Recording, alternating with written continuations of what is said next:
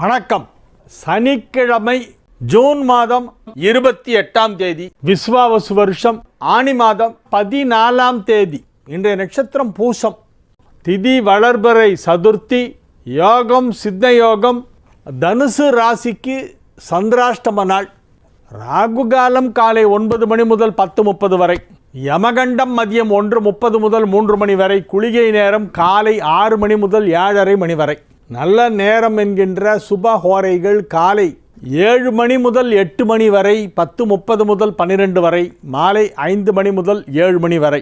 இன்றைய கிரக நிலவரம்: மேஷத்தில் சுக்கிரன், மிதுனத்தில் சூரியன் குரு, கடகத்தில் சந்திரன் புதன், சிம்மத்தில் செவ்வாய் கேது, கும்பத்தில் சனி ராகு.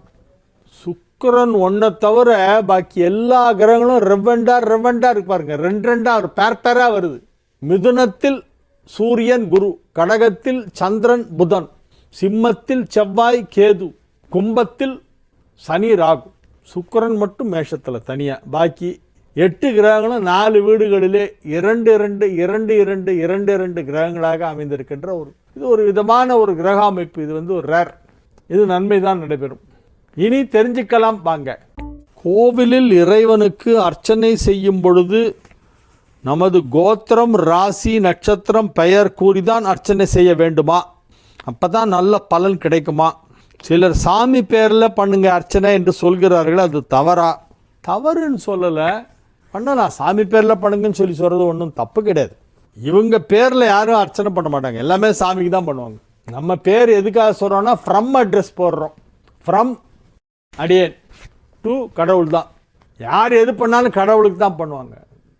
மனிதர்களுக்கெல்லாம் ஒன்றும் அர்ச்சனை கிடையாது. மனிதர்கள் கீழே கையெழுத்து போடுறல, இப்படிக்கு யுவர்ஸ் ஃபெய்த்ஃபுல்லி இவன் அப்படின்லாம் போட்டு கையெழுத்து போடுறோம்ல. இந்த மாதிரி ஒரு மனு கொடுக்கும்போது கீழே கையெழுத்துன்னு ஒன்று வேணும் இல்லை, மொட்டை கடிதாஸ் மாதிரி இருக்கும். அப்படி இல்லைன்னா நம்ம இறைவனுக்கு மனு கொடுக்குறோம். கடவுளே என்னை காப்பாற்று, என்னுடைய வீடு, என்னுடைய வீட்டில் உள்ளவர்கள், எனது மனைவி, மக்கள் எல்லாருடைய பேரு, நட்சத்திரம் எல்லாத்தையும் சொல்லி நாங்கள் எல்லாம் நல்லா இருக்கணும், எங்களுடைய விருப்பங்களெல்லாம் நிறைவேற வேண்டும், அறம் பொருள் இன்பம் வீடு என்னும் 4 வகை புருஷார்த்தங்களும் எங்களுக்கு கிடைக்க வேண்டும், தர்மார்த்த காம மோட்ச சதுர்வித பல புருஷார்த்த சித்தத்தம், இஷ்டகாமியார்த்த சித்தத்தம், சித்தித்த மனோரதா வாப்தியத்தம், தனகனக வஸ்து வாகன சித்தத்தம் அப்படின்னு நமக்கு என்னென்ன வேணுமோ அந்த பிரார்த்தனைகளை எல்லாம் இறைவனிடம் எடுத்து வைத்து அதையெல்லாம் எனக்கு கொடு என்று கேட்டு அதற்காக நாம் பிரார்த்தனை செய்து கொண்டு செய்கிறோம். அப்போ யார் செய்கிறார்கள்? அர்ச்சனை செய்கிறாங்கப்பா. கோயிலில் பூஜை பண்ணுற அர்ச்சகர் தட்டை வாங்கிட்டு போய் அவர் ஓம் சிவாய நமஹ பரமேஸ்வராய நமஹ அப்படின்னு அவர் அர்ச்சனை ஆரம்பிச்சிடுவார். யார் பண்ணுறாங்க அப்படின்னா நம்ம பண்ணுறோம் இல்லையா, நம்மளுடைய பேரை சொல்லணும். அதுக்கு தான் முதல்ல கையில் கொடுக்கும்போதே உங்கள் பேர், நட்சத்திரம், ராசி, கோத்திரம் எல்லாம் சொல்லுங்கன்னு கேட்டுட்டு நமக்காக பிரார்த்தனை பண்ணிட்டு அவர் பண்ணுறார். இதுதான் அதோடைய தத்துவம். இவங்க என்ன கேட்குறாங்கன்னா, இது யார்? லக்ஷ்மி வடுகநாதன், ராமாபுரம் ஆட்சி, சிவமய ஆட்சி. அவங்க என்ன கேட்குறாங்கன்னா, இது கம்பல்சரியா? Should we necessarily tell our name, ராசி, கோத்திரம், ஸ்டார் எக்ஸட்ரா அப்படின்னா அப்படி இல்லை. இது ஒரு ப்ரொசீஜர். இது ஒரு விதமான ஒரு வழிமுறை. சில பேருக்கு அவங்க கோத்திரம்லாம் சரியாக தெரியாது, சில பேர் நட்சத்திரம் தெரியாது, யங்ஸ்டர்ஸ் நிறைய பேருக்கு அவங்க ஸ்டாரு ராசிலாம் தெரியாது. அப்போ என்ன பண்ணுவாங்க? வெறும் அப்படியே கொடுத்துட்டு பண்ணுங்க சாமிக்கு அப்படின்னு. சாமி பேருக்குன்னு சொல்கிறதுல ஒரு மீனிங் கிடையாது. ஏன்னா எல்லாமே சாமி பேருக்கு தான், மனிதன் பேருக்கு பண்ண மாட்டாங்க. சாமி பேருக்கு செய்யப்படுகிறது. எந்த மனிதன் செய்கிறான், மனுஷன், மனுஷி, அவனுடைய பேர் என்ன அப்படிங்கிறது தான் அந்த கோவிலில் அர்ச்சனை பண்ணும்போது நம்ம கொடுக்குற டீட்டெயில்ஸ். அது சொல்லி செய்கிறதுனால நல்லது தான். சொல்லவில்லை என்றாலும் பாதகம் இல்லை, கடவுளுக்கு தெரியும் யார் பண்ணுறாங்க. எங்கள் ராமன் ஐயா வணக்கம். நீங்கள் மக்களுக்கு நல்ல பல கருத்துக்களை சொல்லுவதற்காக நன்றி. நானும் 2 கருத்துக்களை அறிய விரும்புகிறேன். சனிக்கிழமை நாளில் பெண் பார்க்க செல்லலாமா? போகலாமே. அது சனிக்கிழமை ஒன்றும் அதுக்கு ஒன்றும் தடை கிடையாது. கல்யாண முகூர்த்தம் சனிக்கிழமையில் வைக்க மாட்டாங்க, செவ்வாய்க்கிழமையில் வைக்க மாட்டோம். பெண் பார்க்க போகிறது சனிக்கிழமை போகலாம். சனிக்கிழமை சாயந்தரம் 5 to 7 நல்லா இருக்கும் ஹோரை, அப்போ போங்க. நான் காலையில் சூரியனை வணங்குவது உண்டு, மாலையில் சந்திரனை வணங்கலாமா? வணங்கலாம். நித்தியப்படியே சந்திர தரிசனம் பண்ணுற வழக்கம் உண்டு. பிள்ளையார் சாமிக்கு செம்பருத்தி பூ வைக்கலாமா? வைக்கலாம். யார் இது? வள்ளியூர் ரதவீதி, நெல்லை மாவட்டம், எஸ் கிருஷ்ணமூர்த்தி, வள்ளியூர். வைக்கலாம் சார், செம்பருத்தி பூ வைக்கலாம். நீங்கள் கேட்ட கேள்விகள் எல்லாமே நல்ல கேள்விகள். காலையில் சூரியனை வணங்குறேன், மாலையில் சந்தனம் வணங்கலாமான்னு கேட்குறீங்க. செம்பருத்தி பூ வைக்கலாமான்னு கேட்டுக்கிங்க. இன்னொன்று வந்து சனிக்கிழமையில் பெண் பார்க்க செல்லலாமா? செல்லலாம். 100 இடம்பொறி சங்குகள் கிடைக்கும் இடத்தில் ஒரு வலம்பொறி சங்கு தான் கிடைக்குமாம். 100 வலம்பொரி சங்கு கிடைக்கும் இடத்தில் இன்னொரு வகையான அபூர்வ சங்கு கிடைக்குமாம் என்றும், அதே போல் 100 கிடைக்கும் இடத்தில்தான் விஷ்ணு கையில் வைத்திருக்கும் பாஞ்சஜன்யம் என்னும் சங்கு இருக்கும் என்றும், குருக்ஷேத்திர போரில் பயன்படுத்திய அதே போன்ற திருப்பதியிலும் பெருமாள் கையில் இருக்கிறது. 5 சங்கு போன்று இருக்கும், அதுதான் பாஞ்சஜன்யம் என்கிறார்கள். லட்சுமி வடுகநாதன். இல்லை, நீங்கள் வலம்புரி சங்கு ரொம்ப விசேஷமானது. பெருமாள் கையில் வச்சிருக்கிற அந்த பாஞ்சஜன்யம் போன்ற அதே போன்ற சங்கு எங்கே கிடைக்கும்னு கேட்குறீங்க. திருப்பதியில் இருக்குன்னு சொல்கிறீங்க. எனக்கு வந்து அதை பற்றி நாலேஜ் இல்லை. வலம்புரி சங்கு நாங்கள் எல்லோரும் வீட்டில் வச்சுக்கோம். அதில் தான் பால் விட்டு அபிஷேகம் பண்ணுவோம். சாலக்கிராம அபிஷேகம் பண்ணும்போது வலம்புரி சங்கில் விட்டு தான் அபிஷேகம் பண்ணுவோம். அதே மாதிரி என்னுடைய 2வது பையன் வந்து சிவலிங்கம் வச்சு டெய்லி அபிஷேகம் பண்ணி பூஜை பண்ணுறான்.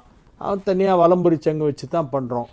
அதுக்கு வந்து நீங்கள் சொல்கிற அந்த பாஞ்சஜன்ய சங்கு எங்கே கிடைக்குன்னு எனக்கு தெரியல.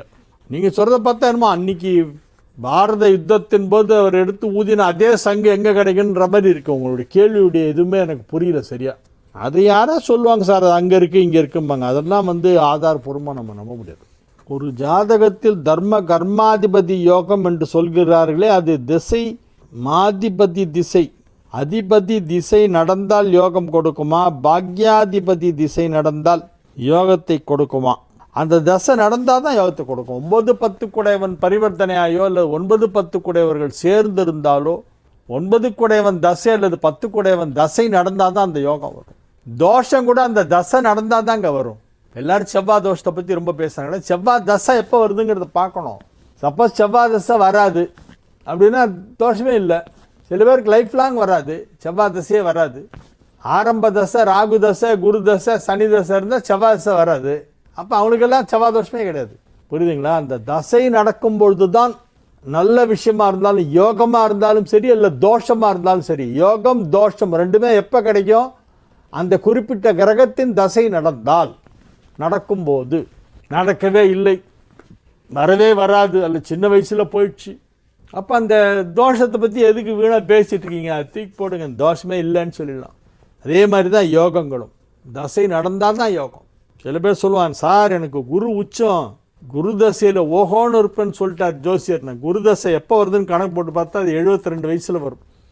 அப்படி என்னது ஓஹோ 72 வயசில்? எந்த ஏஜில் வருதுன்றது ரொம்ப முக்கியம்.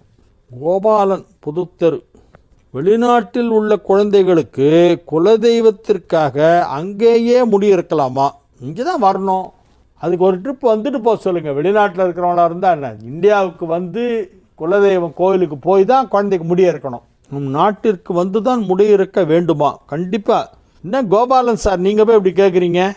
மயிலாடுதுறை கோபாலன் நல்ல தெள்ள தெளிவாக பல விஷயங்களை சொல்லக்கூடியவர். ஃபாரினில் உட்காந்து முடிய இருக்குன்னா அது எப்படி சார் குலதெய்வத்துக்கு முடிய இருக்குனதா? அது எப்படி சார் கன்சிடர் பண்ண முடியும்? அடுத்து நல்ல கேள்வி. ஐயா, காய்ச்சிய பால், பச்சைப்பால் இரண்டில் எதை பிரசாதமாக வைப்பது? காய்ச்சின பால் தான். காய்ச்சின பாலில் சுண்டை காய்ச்சி சர்க்கரை போட்டு அதைத்தான் சாமிக்கு நைவேத்தியம் பண்ணிவிட்டு எல்லாருக்கும் கொஞ்சம் கொஞ்சம் எடுத்துக்குவாங்க. ஒரு 1/2 டம்ளர் பாலை நைவேத்தியம் பண்ணிட்டு ஆளுக்கு கொஞ்சம் கொஞ்சம் எடுத்துக்குவாங்க. ஒரு வை நைவேத்தியம் பச்சைப்பால் பண்ண மாட்டாங்க, காய்ச்சின பால் தான். பச்சைப்பால் அபிஷேகம் பண்ணலாம். காய்ச்சறது நைவேத்தியங்கிறது வந்து காய்ச்சின பால், பசும்பாலை காய்ச்சி சர்க்கரை சேர்த்து தான். சர்க்கரை இல்லைனாக்க நாட்டு சர்க்கரை அந்த மாதிரி ஏதாவது ஒன்று ஸ்வீட் சேர்த்து பண்ணணும். மடத்தின் அதிபதியாக இருப்பவர்கள் மடாதிபதி என்று அழைக்கப்படுகிறார்கள்.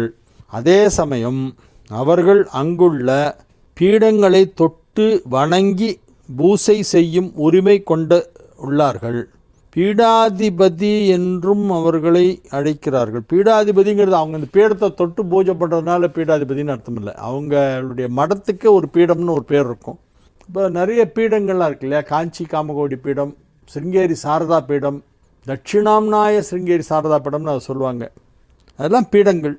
அவர்கள் கையில் வைத்திருக்கும் குச்சியால், அதாவது தண்டத்தை சொல்கிறீங்க, ஒரே ஒரு கோவணம் மட்டும்தான் இருக்குமாமே.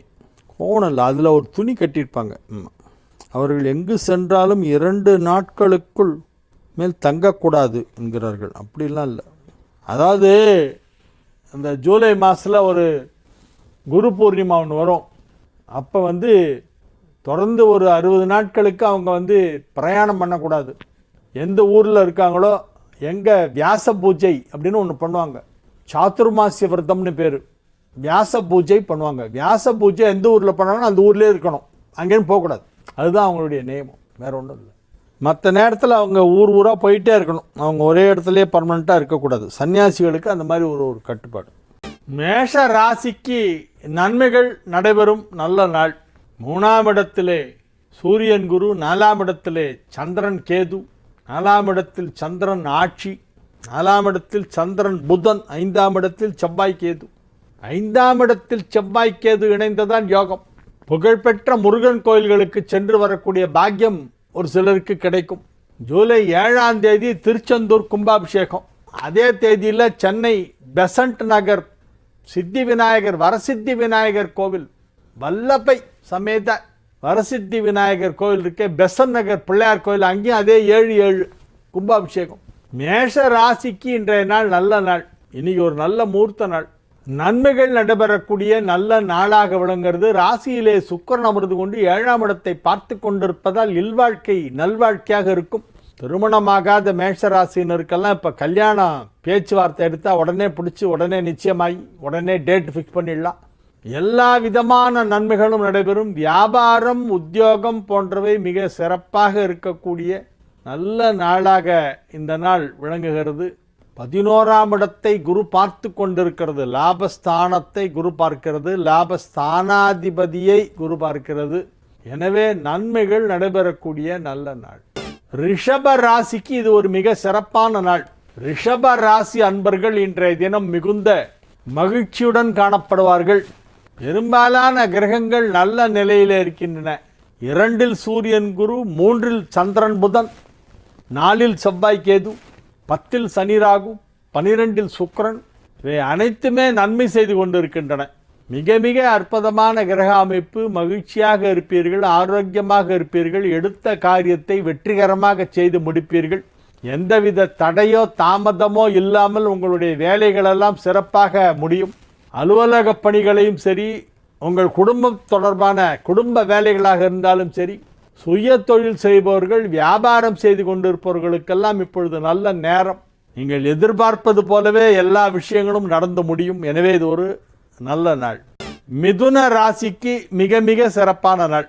ஏன்னா மிதுனத்துக்கு தான் இப்போ ரொம்ப நல்லா இருக்கு. ராசி அதிபதி புதன் 2ஆம் இடத்தில், 2க்குடைய சந்திரன் 2ஆம் இடத்தில். ஸோ 2ஆம் இடம் வலுப்பெற்று இருக்கிறது. 2ஆம் இடம் வலுப்பெற்றால் குடும்பம் மகிழ்ச்சியாக இருக்கும். தனஸ்தானம், அது பொருளாதாரத்திலே நல்ல முன்னேற்றம் ஏற்படும். பொருளாதார வளர்ச்சி, குடும்பத்தில் அமைதி, குடும்பத்தில் ஒற்றுமை. ரொம்ப நாளாக பேசிக்காதவங்களாம் இன்றைக்கி பேசுவாங்க. திடீர்னு டச்சிலே இல்லாதவங்களாம் திடீர்னு கூப்பிடுவாங்க. இன்றைக்கி எப்படி இருக்க அப்படிம்பாங்க. விட்டு போன உறவுகளெல்லாம் ஒட்டி கொள்ளும். அதுதான் இன்றைக்கி பலன். உற்றார் உறவினர்கள், நண்பர்கள் பலரையும் சந்திப்பீர்கள். அவர்களோடு மகிழ்ச்சியாக உரையாடி கொண்டிருப்பீர்கள். கலகலப்பாக பேசி மகிழ்வதிலே ஒரு இன்பம் உண்டு. நன்மைகள் நடைபெறக்கூடிய நல்ல நாளாக இந்த நாள் விளங்குகிறது. மிதுன ராசியிலே உள்ளவர்களுக்கு வியாபாரத்தில் நல்ல வளர்ச்சி ஏற்படும். உத்தியோகத்தில் நல்ல முன்னேற்றம் ஏற்படும். 5க்குடையவன் 5ஆம் இடத்தை பார்த்து கொண்டிருப்பதால் பதவி உயர்வு கிடைக்கும். மகிழ்ச்சியான நல்ல நிகழ்ச்சிகளிலே நீங்கள் கலந்து கொள்வீர்கள். இல்லம் மகிழ்ச்சியாக இருக்கும், உள்ளம் மகிழ்ச்சியாக இருக்கும். எனவே இது ஒரு நல்ல நாள். கடக ராசிக்கு இன்றைய நாள் மிகச் சிறப்பான நாள். ராசி அதிபதி சந்திரன் ராசியில் ஆட்சி. நுட்பமான விஷயங்களை எல்லாம் கண்டு அறிந்து கொள்வீர்கள். அதையெல்லாம் தெரிந்து தெளிவு கிடைக்கும். புரியாத விஷயங்கள் புரியும். நீங்கள் ஆராய்ச்சிங்கிறீங்க, அவர் யார் ஆட்சின்னு கேட்குறார். அந்த மாதிரி இப்போ ஆராய்ச்சியெல்லாம் நிறைய பண்ணிட்டு இருப்பீங்க. நன்மைகள் அதிக அளவிலே நடைபெறக்கூடிய நல்ல நாள், வெகு சிறப்பான நிலையிலே கிரகங்கள் அமைந்திருக்கின்றன. எனவே இது ஒரு மிக மிக உற்சாகமான நாள், நல்ல நாள். உடல் ஆரோக்கியம் நன்றாக இருக்கும். நீண்ட நாட்களாக செய்ய நினைத்த வேலைகளை இன்று செய்து முடிப்பீர்கள். அல்லது எப்போவோ செய்த ஒரு செயல் அது இப்பொழுது நிறைவடையும். அப்பொழுது ஆரம்பித்தது இப்போ முடியும். எனவே நன்மைகள் அதிக அளவிலே நடைபெறக்கூடிய நல்ல நாள். சிம்ம ராசிக்கு இன்றைய நாள் மிக அற்புதமான நாள். 9 செவ்வாய், 9, 4 ஆகிய வீடுகளுக்கு அதிபதியான செவ்வாய் ராசியிலே இருக்கிறது. 5 குரு 11ஆம் இடத்திலே இருக்கிறது. இவை எல்லாமே உங்களுக்கு நன்மை செய்து கொண்டு இருக்கின்றன. ராசியில் செவ்வாய் இருக்கிறது நல்லது, 11 குரு இருக்கிறது நல்லது. 11 குரு ராசி அதிபதியோடு இணைந்திருக்கிறது. சிம்ம ராசிக்கு அதிபதி சூரியன். இந்த சூரியனும் குருவும் ஒன்னா கம்பைன் ஆயிடுச்சு 11th ஹவுஸில். இது ஒரு பெரிய யோகம். பதவிகள் கிடைக்கும், உயர் பதவி கிடைக்கும். அலுவலகத்தில் உங்களுடைய வேலையை மாற்றம் செய்ய முயற்சி செய்வார்கள். மாற்றம் செய்யலாம். ஆனால் அவங்க உங்களுக்கு இடைஞ்சல் பண்ணுறதா நினச்சிட்டு நல்லது பண்ணிவிடுவாங்க. உங்களை எங்கேயாவது தூக்கி தண்ணி இல்லாத காட்டில் மாற்றி ஒன்றா நினச்சி போடுவாங்க. பார்த்தா அது நல்ல இடமா இருக்கும், உங்களுக்கு ரொம்ப பிடிச்சிடும் அந்த இடம். புதுசாக போகிற இடம் பழசை விட நல்லா இருக்கும். எனவே நன்மைகள் அதிக அளவில் நடைபெறுகின்ற நல்ல நாளாக இந்த நாள் விளங்கும். இது ஒரு மகிழ்ச்சியான நாள். எல்லா விதமான நன்மைகளும் நடைபெறக்கூடிய நல்ல நாளாக இந்த நாள் விளங்கும். கன்னி ராசிக்கு இன்றைய நாள் மிக சிறப்பான நாள். 8 சுக்கிரன். எனவே குடும்ப வாழ்க்கை மகிழ்ச்சியாக இருக்கும்.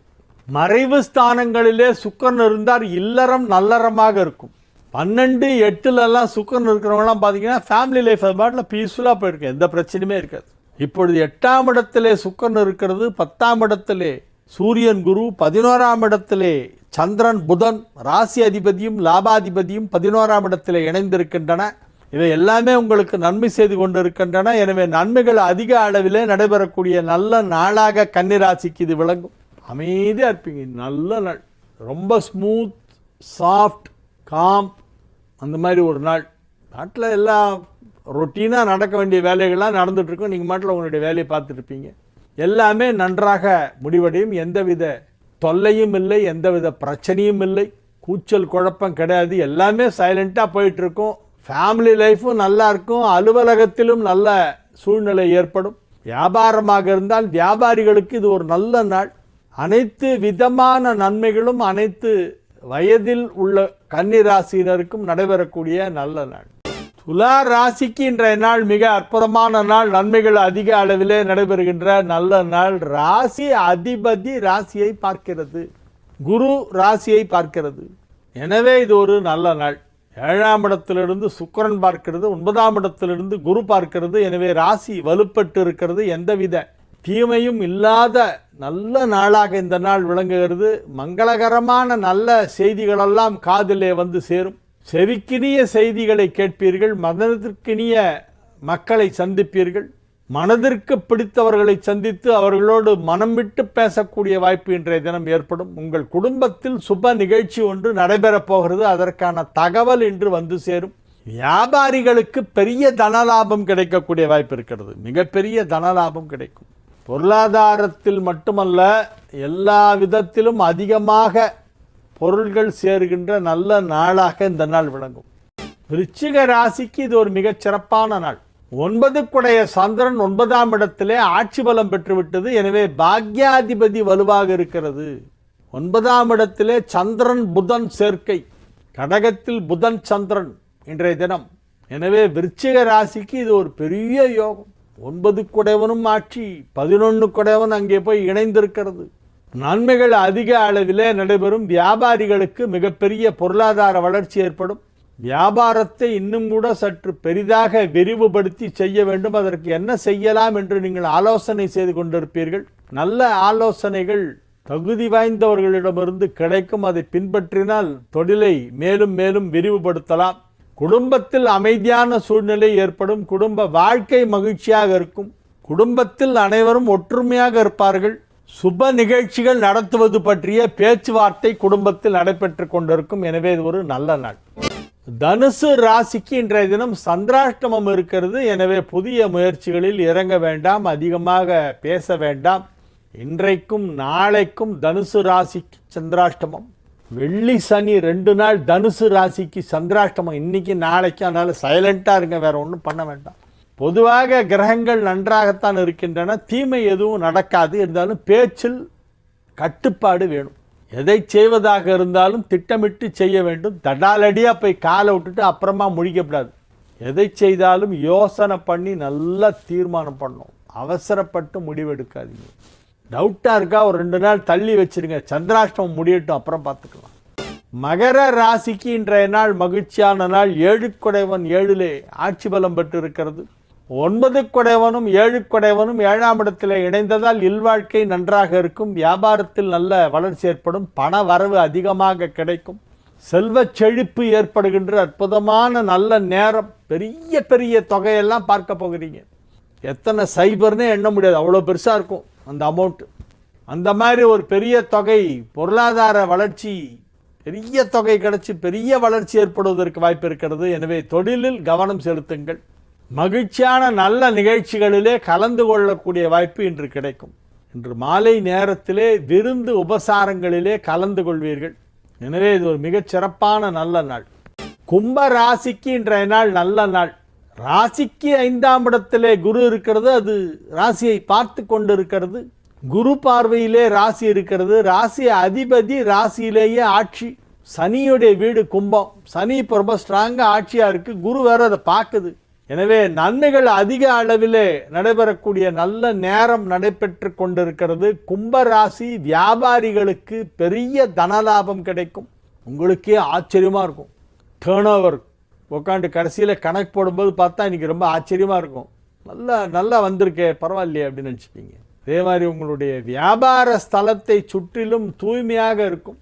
அங்கே யாராவது ஏதாவது பள்ளம் தோண்டியிருந்தாங்கன்னா எல்லாம் மூடிடுவாங்க. இப்போது ஏன்னா இப்போ பள்ளம் தானே பெரிய பிரச்சனை. சென்னையில் பெரிய பிரச்சனை என்னென்னா பள்ளம். நிறைய பேருடைய பிஸ்னஸே இந்த பள்ளத்தினால பாதிச்சிருச்சு. கும்பராசிக்கு இப்பொழுது வியாபாரம் விருத்தியாகும். அதற்கு தேவையான சூழ்நிலை உருவாகும். மீன ராசி அன்பர்கள் இன்றைய தினம் மிகுந்த உற்சாகத்துடன் இருப்பார்கள். கலகலப்பாக சிரித்து பேசி கொண்டிருப்பார்கள். ஆரோக்கியத்திலே நல்ல முன்னேற்றம் ஏற்படும். வியாபார வளர்ச்சி மிக சிறப்பாக இருக்கும். திருமண வயதில் உள்ள மீனராசினருக்கெல்லாம் இப்பொழுது திருமணம் பேசி முடிக்கப்படும். நிச்சயதார்த்தம் நடக்கும். இன்னும் ரொம்ப ஷார்ட் பீரியட்ல. 5ஆம் இடத்திலே நன்மை செய்யும் 2 கிரகங்கள் ஒன்றாக இணைந்திருக்கின்றன. 5 குடைய சந்திரன் ஒன்று, இன்னொன்று 4, 7 குடைய புதன். எல்லாம் 5ல் வந்து சேர்ந்திருக்கு. ரொம்ப நல்ல நேரம். நன்மைகள் அதிக அளவில் நடைபெறக்கூடிய நல்ல நாளாக மீனராசிக்கு விளங்குகிறது. திருமண வயதில் உள்ளவர்களுக்கு திருமணம் நிச்சயிக்கப்படும். கல்வி பயிலும் மாணவ மாணவியர் மேல் படிப்பில் இப்பொழுது நன்றாக சிறந்து விளங்குவார்கள். மகிழ்ச்சியான நல்ல நிகழ்ச்சிகளிலே கலந்து கொள்ளக்கூடிய நாளாக இந்த நாள் விளங்கும். வாழிய செந்தமிழ், வாழ்க நற்றமிழர், வாழிய பாரத மணித்திருநாடு. வந்தே மாதரம், வந்தே மாதரம், வந்தே மாதரம். மீண்டும் நாள்